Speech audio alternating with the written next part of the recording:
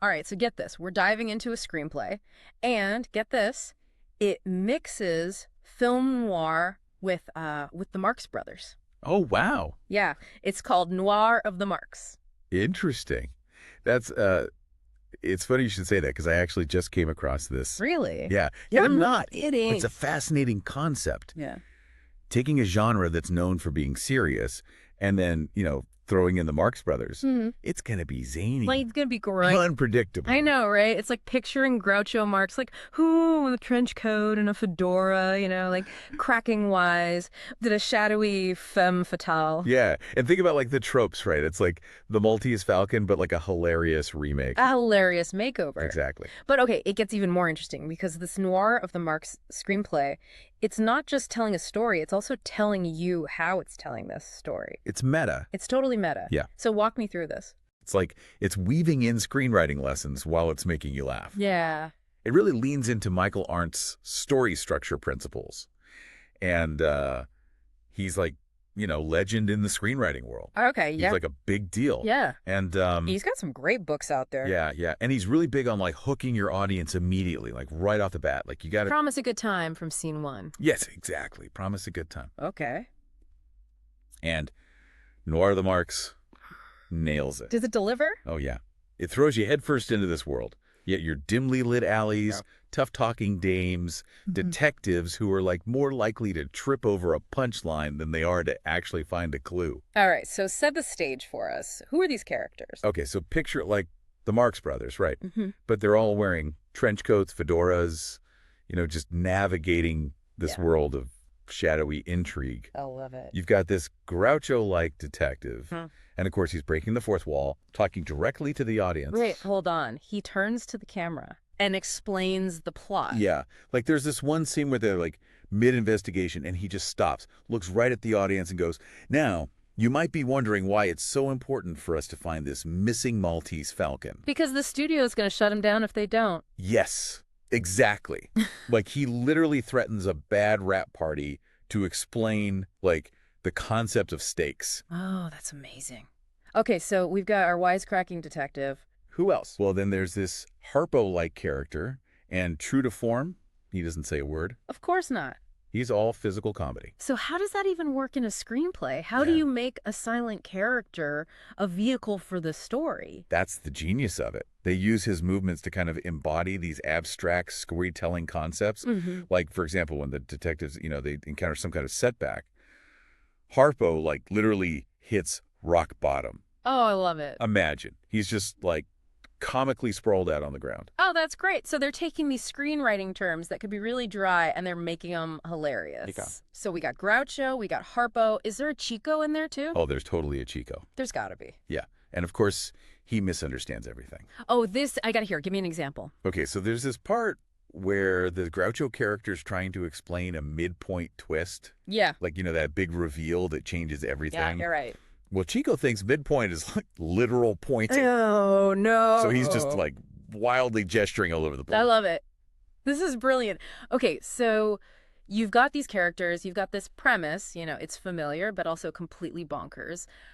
How does it start? How does Noir of the Marx begin?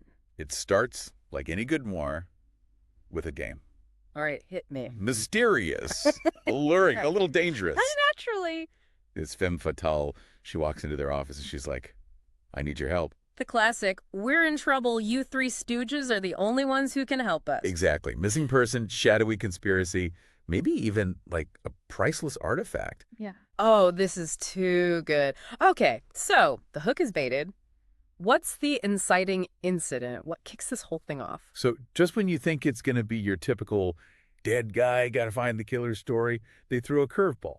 Ooh, I like a good curveball. What is it? The murder victim.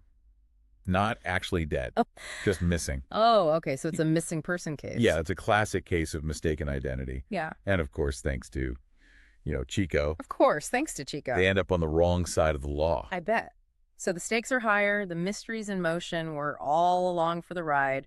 What's the first act break? What really gets these guys going? Well, after a bunch of misadventures, red herrings, enough witty banter to fill, like 3 movies, Don't leave me hanging. they get framed for murder. Of course they do. The missing person case. Yeah, it takes a turn. And now they're the prime suspects. The classic wrong place, wrong time, wrong guys. Exactly. And, Groucho, he can't help himself. He turns to the camera. He's like, folks, this is what we call a first act break. Oh, he's explaining it to us. He's explaining it to the audience. So good. He's like, this is where everything changes. Does Kiko misunderstand this too? Oh, absolutely. Of course he does. I wouldn't have it any other way. So last time we talked, we left these guys. They were in a bit of a tight spot. Framed for murder, a first act break for the ages. Right. Where does Noir of the Marks go from here? Well, this is where the screenplay really starts to, double down on those classic noir tropes. Okay. But, with that Marx Brothers twist, Of course. they can't resist. Gotta have it. Yeah. Shadowy interrogations, informants who are playing both sides. Oh, yeah. Mistaken identities. You won't believe how many mistaken identities there are. Oh, I got here. Give me the details. Well, they spend a lot of time trying to track down the real killer, which sends them through, the underbelly of the city. Oh, I love You got your smoky jazz clubs, your back alley poker game. Amazing. And Groucho's just there every step of the way, cracking wise. I can only imagine. And Harpo's along for the ride. Yeah, but here's the thing about Harpo. He's not exactly, inconspicuous. Not exactly known for his subtlety. Not really. So picture this. They're trying to blend in with, hardened criminals, right? Okay, yeah. And Harpo's there, trench coat, fedora. Fit it in. He thinks he's got the look, but then he can't help himself, and he just starts pulling random things out of his coat. Oh, come on. What kind of stuff? Like oversized scissors, a bicycle horn. Oh, that's great. That's classic Harpo. All right, so they're in over their heads, lots of visual gags. I love it. But they are still trying to solve this thing, right? Oh, yeah. They can't help themselves. So what's the midpoint? What turns everything upside down? So this is where Noir of the Marks really leans into, talking about storytelling as it goes. Okay, right. It's meta. Right. Remember how we were talking about Michael Arndt? Yeah. And a strong midpoint. It's that moment where everything changes, right? Exactly. And in Noir of the Marks, the big reveal is... What? Don't leave me hanging. It's the dame. No. She's the mastermind. You're kidding. The femme fatale. Yeah, she's been playing them the whole time. Wow. So she's using them. But then, of course, Groucho, he turns to the camera. Oh, he can't help himself. Yeah. And does he explain it? Oh, yeah. He's like, folks, this right here, this is what we call a midpoint reversal. The writer. Yeah. Yeah, they're trying to pull the rug out from under you. Does Chico misinterpret this? Oh, yeah, he does. Yes. This is too good. He thinks midpoint is like a place in the room. Oh, no. Starts trying to find the center, measuring the whole thing. I love it. So we've got a classic double cross. Chico's misinterpreting everything. Where do we go from here? Well, they're obviously furious. I would be, too. Yeah, they've been had. Yeah. But they're also starting to realize just how much trouble they're really in. Yeah, they're in over their heads. And the femme fatale, she frames them. No. Oh, yeah. What? Another crime. Something they didn't do. And that lands them in jail. Of course it does. Classic, all is lost moment. Everything's gone wrong. What happens? How do they get out of this? Well, Groucho. He can't help himself. He turns to the camera and he's like, well, folks, looks like we've hit what those screenwriting gurus like to call the old second act break. The part where everything falls apart. I love it. Does Harper just melt? Oh, he practically melts into the floor. Just like a puddle of despair. It's amazing how they manage to, make these screenwriting ideas funny visually without even saying anything. So what about this jailbreak? What happens? So they're stuck in jail. How do they get out? I mean, it's the Marx Brothers, so it can't be simple, right? Let's just say they bust out of there. Okay. But in a way, only they could. Give it to me. What do they do? You know how we were talking about that promise of the premise thing? Yeah, with aren't dirt and all that. Right. So they use that, but they use it against her. Wait, who? The femme fatale. Yeah, her. They use her love of all that, noir stuff to their advantage. Hold on. How does that even work? Okay, so remember, she loves to be the mastermind, right? The one in control, calling the shots. Yeah, it's all very theatrical with her. Exactly. So they decide to, stage a performance. A performance, like a play. Yeah, a play within a play, all this drama, but it's all fake. Okay, I am so lost. Yeah. What are they actually doing? They pretend to have this big falling out. No way. Oh, yeah. In jail. In jail. They're arguing about loyalty, betrayal, dropping hints about, a secret stash of money. You know, the kind of thing a classic noir villain would totally fall for. She can't resist that. Money. Oh, that's good. That's really good. And of course, you know, they can't resist a little physical It comedy. wouldn't be the Marx Brothers without it. Right. Harpo, he does this whole bit where he, like, swaps your gun for a banana. He's got great comedic timing, that Harpo. So Mhm. they get out, the femme fatale is outplayed. What happens at the end? Oh, it's pure Marx Brothers chaos. Yeah. Musical numbers, slapstick routines, everything. But even with all the silliness, they actually did it. They solved the case. They did, and they What? exposed her. Oh, yeah. They showed everyone that even when things are dark and mysterious, a little laughter can go a long way. It's like they're reminding us to not take things too seriously. There's always Right. room for a little fun. Exactly. And you know what?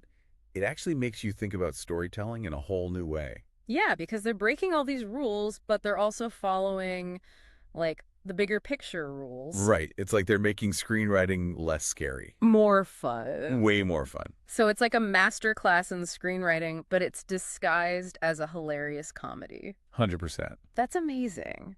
It makes you wonder what other genres they could tackle like this. What about, like, a romantic comedy that makes fun of romantic comedies? Oh, I'd watch that.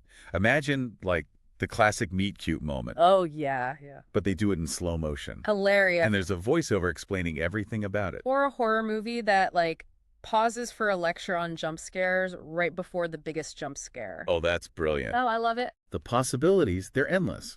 But, you know, I think that's the point of Noir the Marks. What's that? It's all about playing with those expectations, Mm. you know, finding the funny in the familiar and, like, not being afraid to just totally flip things on their head. So to everyone listening, we leave you with this. Think about your favorite story.